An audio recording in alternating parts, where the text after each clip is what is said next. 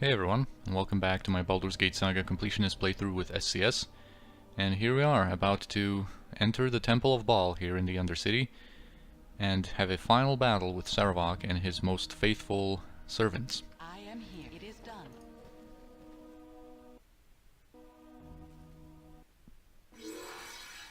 So here are some pre-buffs of the opponents are going to trigger. Tazok is going to drink a couple of potions. But anyway, just to show you what's going on, in between episodes I have already, as you can see, got a couple of potions out and placed them in my party's inventory. Basically what they're going to pre-buff with, because this is the final battle. You know, we also are going to use a couple of scrolls for the purpose of buffing, but yeah, like there is no reason to hold back. So I am going to use quite a few potions to pre-buff. Although I'm not going to use all of them all at once, because there's always, you know, remove magic that it's possible. Also, I forgot to identify these two items that we got from Slythe and Kristen. So Kristen had this dagger, Longtooth the Grave Binder. As you can see, its base damage is that of a short sword, and this is one that you can export into Baldur's Gate 2 Enhanced Edition if you have it in your inventory or you are a dagger user. And this one is the short sword +3 that Slythe had, the short sword of backstabbing. And yeah, I guess anyone can use it for now, which is probably never, but yeah, now we are ready. I've also never showcased what this Imoen's artifact does. I mean, I told you what it does, but let's actually have her use it. And she's basically going to get a +1 dexterity out of it, so now she has 19. And that's pretty much it when it comes to that. So I'm going to prepare some buffs. She is going to hold on the scroll case, because she might want to use a couple of spells in this fight from scrolls. Anyway, I am first going to... I'm also going to give 2 of them to Kirinai. I'm going to first pre-buff with the dexterity, and start generally from the longest lasting potions. So these two, Senashira and Kirinai, our Kensai ladies, are going to buff up with some dexterity, so that they can get an armor class bonus out of that, and Kirinai also is going to get a Thaco bonus from higher dexterity. Then Senashira is also going to pre-buff with this potion of fortitude, so she can have a little bit more hit points.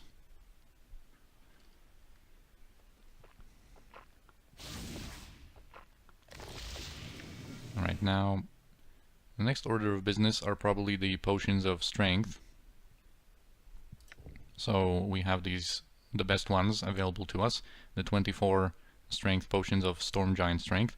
So we're going to drink that with Senashira, we're going to drink that with Jaheira, with Yeslik, and with Kirinai. I think Senashira is a little slower. I want to kind of time these buffs more or less so they can use them all at once. Then these potions of power last for 4 turns, so we're going to pre-buff with them before we start the encounter. And I think I'm going to leave these potions of magic shielding until after remove magic has been cast by our opponents. So we also can use this potion of invulnerability on Senashira, and also Kirinai is going to use that. We also have these potions of regeneration, which I'm going to use probably during combat. Right, Kirinai is also going to cast that scroll on herself, and so is Koran. Then Yeslik is going to drink this potion of fire resistance, and I'm going to give a scroll to Jaheira so she can buff herself up with a scroll. Your concern? And let's give 1 potion to Senashira. I kind of want to use this fire shield also, but this lasts long, and I want to be pre-buffed with some fire resistance because one of the opponents, Angelo, has arrows of detonation, and of course, you know, there can be spells like Sunfire that our opponents are going to want to use on us. Alright, so that's that. Now let's actually buff up Imoen with Ghost Armor. Going to use shield. We didn't rest, so we don't have all of our spells at our disposal, but it's okay. Yeah, so now the stats of Senashir are pretty good, but this is not all, of course, when it comes to our buffing. Yes, oh omnipresent authority figure. We could summon that nymph, but she is just going to be a body to be killed, so I am actually going to, I think, hold off on that, and we are going to make use of this wand of monster summoning. So just to not use the limit of the monsters that we can summon, I think I'm going to just hold off on the nymph, because her spells wouldn't do anything anyway. Although she has some spells, like she has that AoE heal that she could use. Maybe I'll summon her later. So I'm going to use Remove Fear with Yeslik, and I guess now we can just go with Chant and Bless. And we're going to use the Potion of Power on our guys. Yeslik has one prepared, and Jaheira shall have one prepared.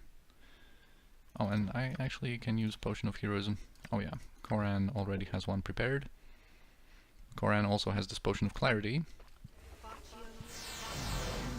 And Jaheira has the Scroll of Chaotic Commands that she might use on someone, but I think all of that is going to happen after Remove Magic, so we don't lose these buffs.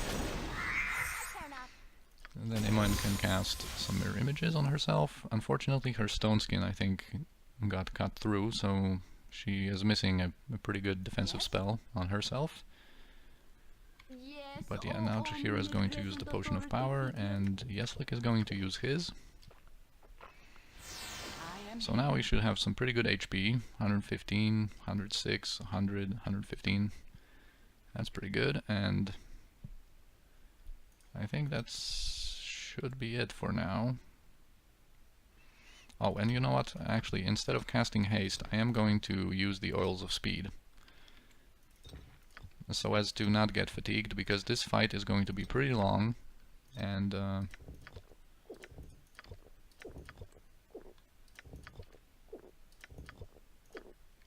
once haste runs out, of course, we didn't rest, so that would fatigue us, so I don't want to deal with that. We just want to be hasted, and you know what, even Imoen can get hasted so that she can move quicker. And what else? I can have that. Alright, so just let's wait a moment for our cooldown, our round to pass, I guess. And now I'm going to initiate the fight with Senashira, but I think I'm going to go with like Jaheira and Kiranai after Senashira backs out. So yeah, this symbol, of course, should be familiar now. You know, once we are in that Temple of Baal, now everything is clear. You are indeed family. No other could have lived to oppose me in person. Of course, it will not matter in the end. Ultimately, I will prevail, and a new era will be born unto the realms. So, of course, no matter what we say here, it's going to end up in a fight. Face me! Face the new Lord of Murder! Yeah. I do not fear death. Do you? So he has a couple of companions, and in SCS he actually has one more. We're going to see them in a second. They all start out invisible, pretty much, and I'm going to back out. You can see Semaj here, which is actually James backwards, so I'm going to keep calling him James. And that's their mage. He's level 12, I think. And so he casts protection from magical weapons. And that's why I think we're going to go forth with Kiranai and Jaheira. Now, Imoen is going to summon some fodder for Sarevok to get occupied with, because Sarevok in SCS... Okay, that's not what I want here.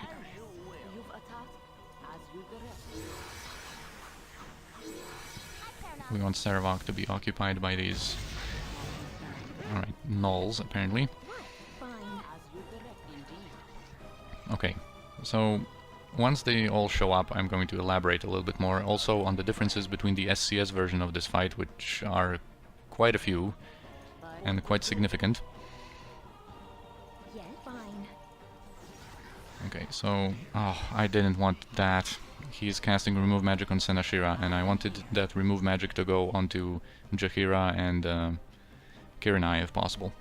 So anyway, that's going to be something that we occupy Sarevok with, these summons here. Because Sarevok, in the SCS version of this fight, he is invulnerable until we kill all of his companions. And as you can see, there is James, their mage. I think he's like level 12. And then Angelo is actually like a level 13 in both classes. He is a fighter mage, and he has these arrows of detonation, he has arrows of dispelling, and a couple of spells at his disposal too.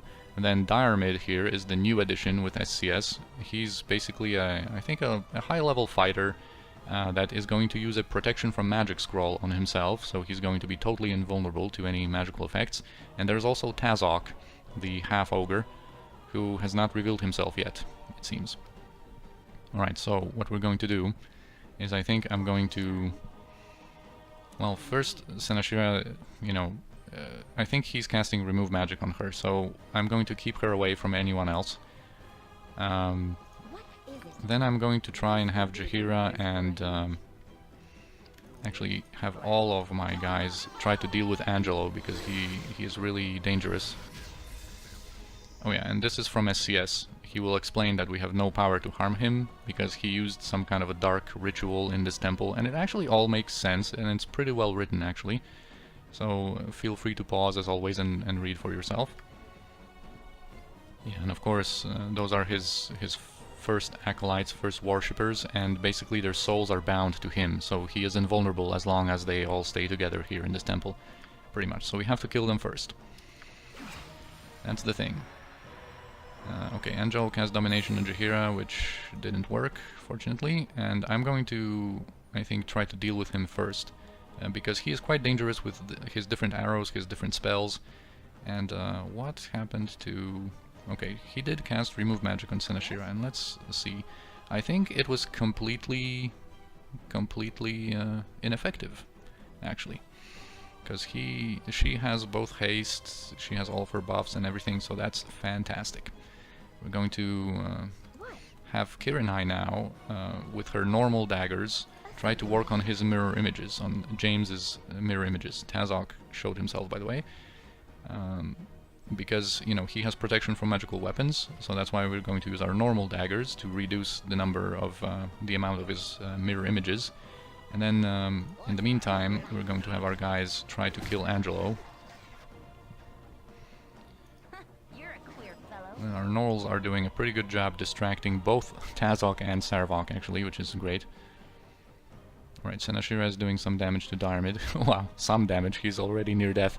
Right, it seems that it should go better than expected, but let's not be too hasty, I guess, with our predictions. Yeah, the mirror images of Angelo are getting taken care of. Now, Imoen might want to summon the next portion of distractions. Senashira, I think, is going to buff up with the Potion of Magic Shielding now. And because a spell is coming her way, and I want her to be safe. Alright, that's just a Greater Malison. So it doesn't really matter all that much. These hobgoblins are not going to provide as good of a distraction, I guess. And she actually... Imoen might actually try to shoot Tazok a little bit in between casting spells. How's Angelo doing? He's barely injured. Alright, so the thing is, we've killed Diarmid, and another explanation is going to be here presented to us. That basically, you know, these souls must not come to waste. So everyone we kill here is going to be resurrected as a skeleton warrior. So this is not going to be too easy. This is all from SCS, by the way. The whole invulnerability to Sarevok. Diarmid is, of course, the new addition, as I've said, and once they are killed, this is also not the case in the normal game, that they would be skeleton warriors after dying. Okay, so he still has protection from from magical weapons, so let's use Senashira to add some damage to Angelo. Unfortunately... Alright, Emotion Call Hopelessness on Jaheira. Let's just have our guys now drink their potions of magic shielding, so that everyone's safe from that. Okay, and We also need some distraction because Sarevok is now attacking Kiranai. Okay, we all have our stuff. Yeah, these hobgoblins are just not that great of a distraction. I am here. Okay, his protection from magical weapons has expired, I think. So let's divide our forces a little bit so that any AoE spells are not so devastating to us. You're a queer fellow. Alright, what could you do? Maybe try to paralyze... Oh, he's probably immune to that. I could use some scrolls from her, but you know what? Let's just be ready to summon the next portion of distractions. And Tazok is going to follow her, I guess. Yep, I've done had enough of this. Alright, how are we doing on Angelo? He's injured. There was a fireball cast by James, but it's totally ineffective. Also, Senashira is receiving some damage, so let's use that potion of regen on her and Jaheira. And Jaheira can continue attacking, and Senashira can continue attacking. They are, of course, renewing their protections, but this is good. We are keeping the pressure up, so they are renewing their defensives instead of doing any dangerous stuff to us. Alright, we need in the next portion of summons. Alright, these are good. These are going to be good. What you want, God?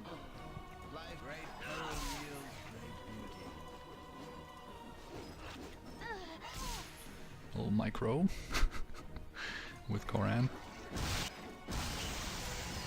Alright, James died. So now let's all focus on Angelo.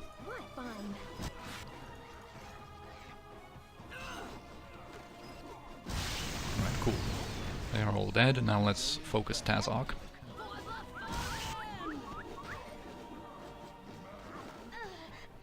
Right, you need a potion. What is such mean? And the center, by the way, I forgot to mention, the center is all trapped, so it's kind of like one of the different ways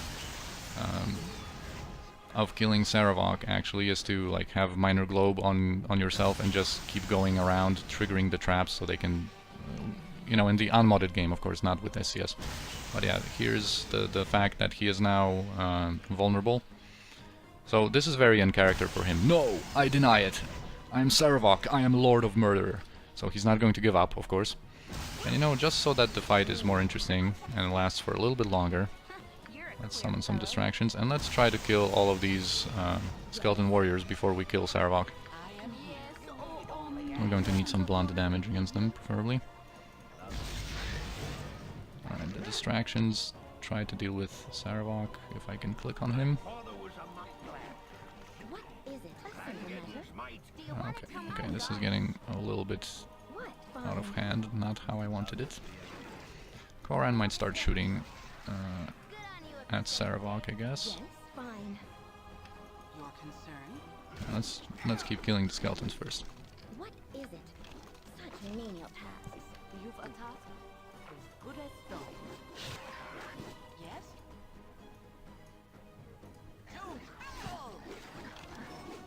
Back home, Kafka's what I was telling you. Actually, let's not summon any more distractions. That's enough. I think we use 5 charges, so that's quite a lot. Anyway, now Jaheira is going to use some defensive harmony, so we can have a better armor class against Sarevok. Your concern? Yeah, it's going to be minus 15 for Senashira. Yes? And let's just finish this. My blade will cut you down to size. Jaheira.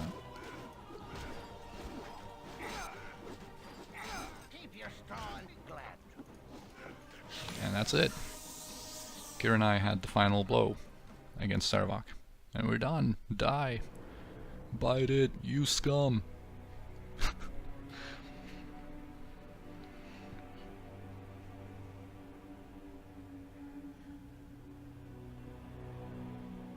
So this is the enhanced edition version of this cinematic.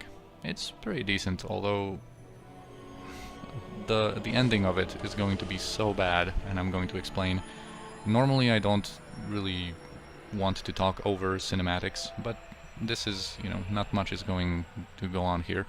Also, just a little bit of an explanation maybe, because I've seen people being kind of confused by this cinematic. because, you know, the Baal spawn, they cannot get resurrected. They die, and their essence here is going to get, you know, his kind of like essence, I guess, is going to accumulate somewhere like beneath the earth, beneath this temple. And there's also going to be a scene which was referenced by that one lady in her dream, the one lady that talked to us in the Splurging Sturgeon, where we were a god and also a statue made of, I think, iron in her dream. And these ones are made of stone, I guess. But this statue of Sarevok here, his representation in here, is supposed to break apart and crumble, but look how bad this looks in this. Especially the ending part of it with his legs. Oh my god. Oh my god, that was so bad. But yeah, in the original version this looks better. The statue is supposed to, you know, like crumble, and it does better. And so here there's plenty of, from here we can know that there's plenty of others, of other Baal spawn, of other children of Baal still living, still being represented by their statues here.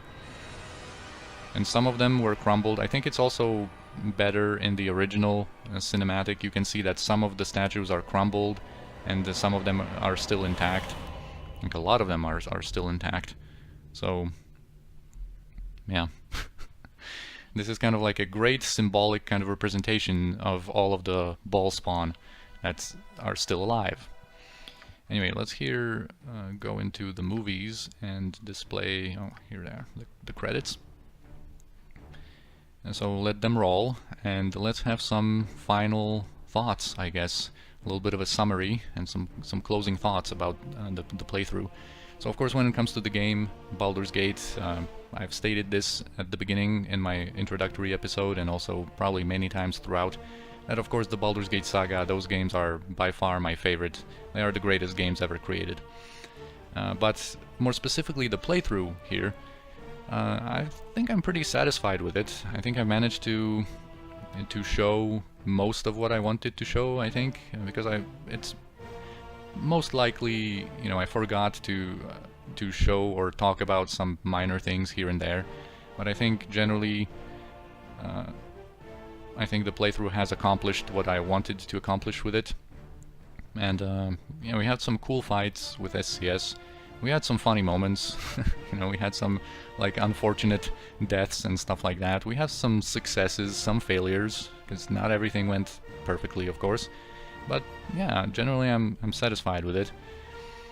And you know, the funniest thing about this playthrough, I think, is when we think about our hero, our protagonist, Senashira, the child of Baal, and all of the different trials and tribulations, all of the opponents and obstacles that she had to overcome in this playthrough, like the high-level SCS mages, the different assassins that were sent after her, the magical creatures with their special powers, different traps, and even the evil blood within herself. And she only died once. To a gibberling, of all things.